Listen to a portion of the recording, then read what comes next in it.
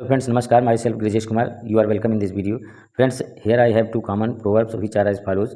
First proverb is all is well that ends well, जिसकी हिंदी होती है अंत भला तो हो भला. Second is an empty vessel sounds much, जिसकी हिंदी होती है थोथा चना बाजे घना या फिर अधजल गगरी छलकत जाए. Now we are going to discuss about the MCQs for TGT English preparation, which are as follows. Here question number 81 is given as complete the sentence. Friends, यहाँ पर आपको एक सेंटेंस दिया गया है जिसको आपको कंप्लीट करना है. Justice shows problems of. Justice ये किस प्रकार की प्रॉब्लम को दिखाती है, तो इसका आंसर यहाँ पे दिया गया है English legal system. English legal system की प्रॉब्लम को ये दिखाती है. So correct option is B. Next question, question number 82. Fill in the gap with an appropriate preposition. Friends, यहाँ पर एक सेंटेंस दिया गया है जिसमें एक गैप है. इस गैप को आप दिए गए ऑप्शन से पूरा करेंगे. सेंटेंस दिया गया है they were statesman accustomed dash the management dash great affairs. Friends, यहाँ पर आपको ऑप्शन से इसे पूरा करना है, तो इसके लिए यहाँ पर हो जाएगा ऑप्शन सी. टू यहाँ पर भर देंगे और ऑफ यहाँ पर भर देंगे. Next question, question number 83. Question number 83 is what is the synonym of wisdom. यहाँ पर आपको विजडम की जो है सिनोनिम बतानी है. तो विजडम की सिनोनिम यहाँ पर दी गई है sagacity. So correct option is B. थोड़ा सा इसके हिंदी की बात कर लेते हैं. जो शब्द दिए गए हैं, स्वेल का मतलब होता है फूल जाना या सूझ जाना. सैगासिटी का मतलब होता है बुद्धिमत्ता, और विजडम के लिए भी बुद्धिमत्ता शब्द आता है. फूलिशनेस का मतलब होता है बेवकूफ़ी, और सरेंडर का मतलब होता है समर्पित कर देना. Next question, question number 84. Question number 84 is what is baroque. Literary term पर आधारित है ये. बरूक क्या है, तो यहाँ पर इसका आंसर दिया गया है baroque is a style. So correct option is B. Next 84 की थोड़ा सा एक्सप्लेनेशन पर ध्यान देते हैं. यहाँ पर बरूक क्या होता है, यहाँ पर डिटेल में दिया गया है. A style in architecture and its chief characteristic is over elaboration which almost obscure the underlying order of or pattern.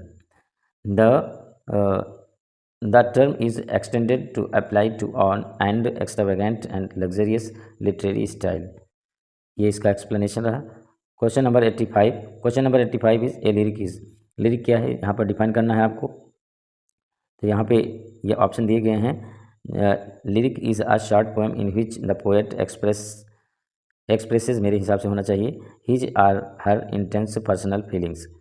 Lyric एक प्रकार की लघु कविता होती है जिसमें कोई कवि जो होता है अपने विचारों को, आंतरिक विचारों को, भावनाओं को प्रकट करता है.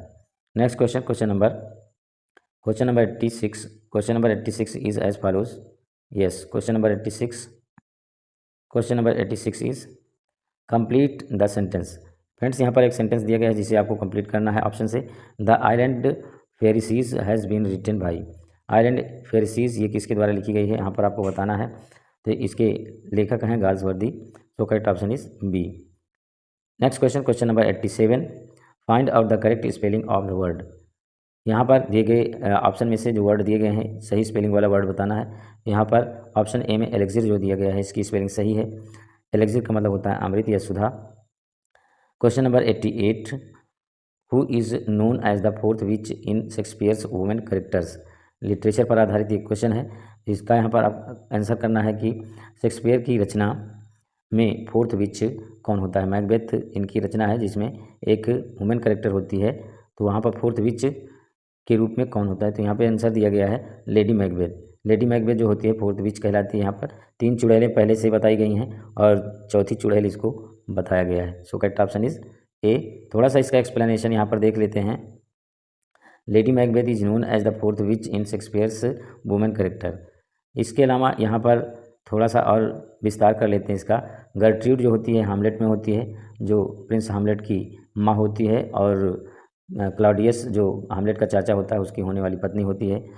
कॉर्डेलिया जो है इसमें एक पात्र है, और डेस्डेमोना जो है ये ओथेलो में करेक्टर है. Next question, question number 89. Question number 89 is change the direct sentence into indirect. यहाँ पर एक सेंटेंस दिया गया है Mohan said alas I am undone. इसको आपको इनडायरेक्ट बनाना है. यहाँ पे इसका इनडायरेक्ट है Mohan exclaimed sadly that he was undone. So correct option is A. यहाँ पर नेक्स्ट क्वेश्चन देखते हैं. Question number 90. Rearrange the sentence in correct order labelled as PQRS. Choose the proper sequence. यहाँ पर ये सेंटेंस स्प्लिटेड दिया गया है जिसको आपको क्रम से बनाना है। तो यहाँ पे पी दिया गया है, ओनली टाइम विल टेल। इसका रिमेनिंग पार्ट इधर दिया गया है, remaining part is given here which is as follows.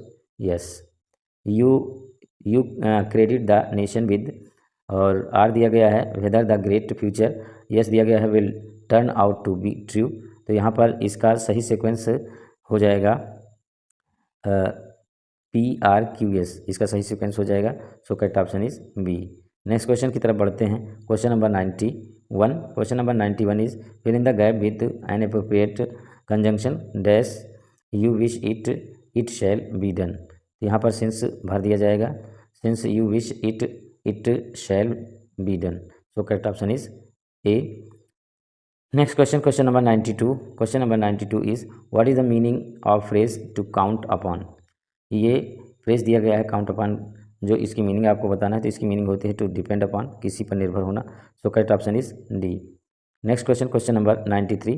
Question number 93 is complete the sentence with correct option. यहाँ पर एक सेंटेंस दिया गया है, दिए गए ऑप्शन से इसको आपको बताना है कि कौन सा यहाँ पर कौन सी रचना है जिसमें ये बात कही गई है। फ्रेंड्स, यहाँ पर निर्देश जो है गलत लिखा हुआ है बुक में। यहाँ पर होना चाहिए था कि ये जो लाइन दी गई है यहाँ पर, ये किस रचना से ली गई है। तो यहाँ पर ये निर्देश गलत दिया गया है, इसके लिए मैं आपसे क्षमा चाहूँगा। जहाँ से मैंने इसको लिया है उसमें यही लिखा हुआ है। मेरे हिसाब से क्वेश्चन होना चाहिए कि from which play these lines have been taken, ये होना चाहिए।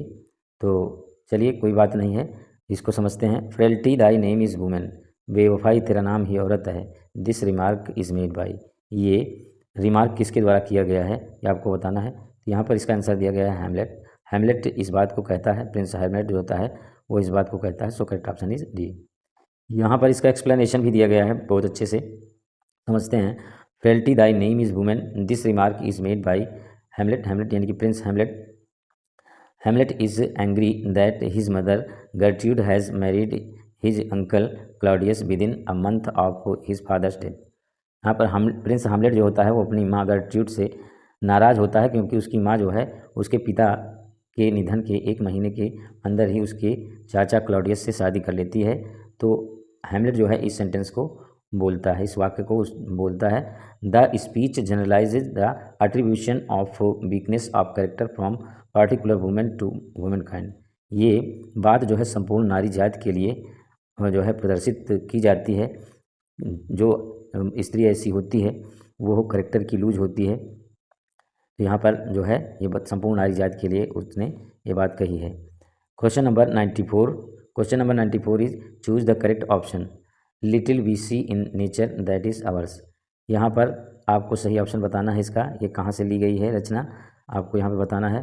The above line has been quoted from, तो ये रचना ली गई है the world is too much with us. So correct option is B.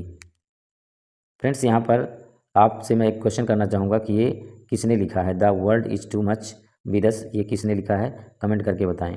Question number 95। Question number 95 is where was Wordsworth born, very important for TGT. वर्ड्सवर्थ का जन्म कहाँ पे हुआ था यहाँ पे आपको बताना है। इसका आंसर दिया गया है Cockermouth. So correct option is B. बढ़ते हैं नेक्स्ट क्वेश्चन की तरफ। नेक्स्ट क्वेश्चन पर जाने से पहले थोड़ा सा इसका 95 का एक्सप्लेनेशन देख लेते हैं, जो टीजीटी के लिए काफ़ी इंपॉर्टेंट हो जाता है। कुछ पॉइंट यहाँ पर और मिल जाएंगे। William Wordsworth was born on 7 April 1770। Wordsworth का जन्म 7 अप्रैल 1770 में कोकरमाउथ के डेरवेंट में, जो कम्बरलैंड में है, में हुआ था। He was died in 23 April 1850, buried at Saint Oswald's church Grasmere. और इनका निधन 23 अप्रैल 1850 को हुआ था, और इनका दफन जो है ऑसवर्ड चर्च ग्रेसमेयर में किया गया। ये कुछ पॉइंट्स यहाँ पर और मिल जाते हैं। बढ़ते हैं नेक्स्ट क्वेश्चन की तरफ। Question number 96। Who is the writer of descriptive sketches. Descriptive sketches की रचनाकार का नाम यहाँ पर आपको बताना है। तो यहाँ पे इसका आंसर दिया गया है Wordsworth. So correct option is D.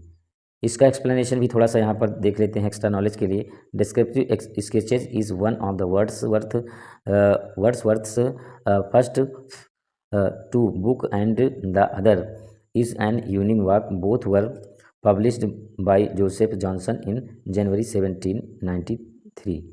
ये जो है इसका पब्लिकेशन जनवरी 1793 में हुआ था। Question number 97, transform the following exclamatory sentence into assertion. Assertive होना चाहिए मेरे हिसाब से, असर्शन यहाँ पे लिखा है, असर्टिव होना चाहिए। असर्टिव सेंटेंस में इसको एक्सक्लेमेटरी सेंटेंस को आपको बदलना है। सेंटेंस दिया गया है, if only I had come 1 hour earlier. इसका यहाँ पर असर्टिव हो जाएगा, I wish I had come 1 hour earlier. So correct option is C. Question number हाँ एक मिनट, यहाँ पर इसका थोड़ा सा एक्सप्लेनेशन देख लेते हैं, बहुत अच्छे से दिया गया है।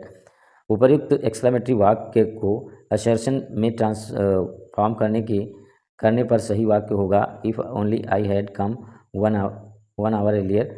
तो इसके लिए थोड़ा सा यहाँ नियम दिए हैं।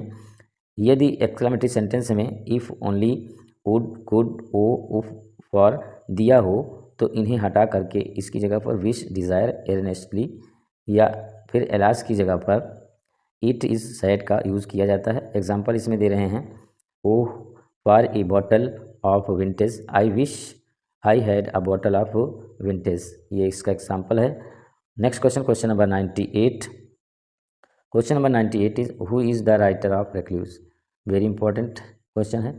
रेक्लूस के लेखक का नाम बताना है, तो यहाँ पे आंसर इसका दिया गया है, William Wordsworth. So correct option is D. William Wordsworth जो है रेक्लूस के लेखक हैं। फ्रेंड्स, यहाँ पर एक क्वेश्चन और आपसे है कि रेक्लूस का जो पब्लिकेशन है वो कब हुआ था, आप कमेंट के माध्यम से बताएं। पढ़ते हैं नेक्स्ट क्वेश्चन की तरफ। Question number 99, complete the sentence. Aesthetic means, aesthetic का मतलब क्या होता है? तो एस्थेटिक मीन्स सौंदर्य शास्त्र होता है, तो यहाँ पर ब्यूटी से रिलेट करता है। So correct option is C. Question number 100 and last question of this video. I will continue creating videos based on TGT English if you support me by subscribing my channel. Question number 100 is fill in the gap. King Lear had dash daughters. Very easy and very important for TGT. King Lear की कितनी बेटियां होती हैं यहाँ पर आपको बताना है, तो यहाँ पे आंसर दिया गया है 3। So correct option is B, 3 बेटियां होती हैं। और इसका एक्सप्लेनेशन भी यहाँ पर दे रहे हैं कि कौन कौन सी वो हैं जिनके नाम यहाँ पर दिए गए हैं। King Lear had 3 daughters, Goneril was eldest, यहाँ गुनरिल सबसे बड़ी होती है। रेगन वाज सेकेंड, रेगन जो होती है वो दूसरे नंबर की होती है। और कॉर्डेलिया जो होती है वो तीसरे नंबर की इनकी बेटी होती है। फ्रेंड्स, आज के वीडियो में बस इतना ही। यदि आपको वीडियो अच्छी लगे तो लाइक करें, ना अच्छी लगे डिसलाइक करें। और यदि वीडियो से आपको कुछ लाभ मिलता है तो please support me and subscribe my channel to get notification as soon as you wish. Thank you very much for watching this video and sharing your valuable time for watching my videos. Thank you very much.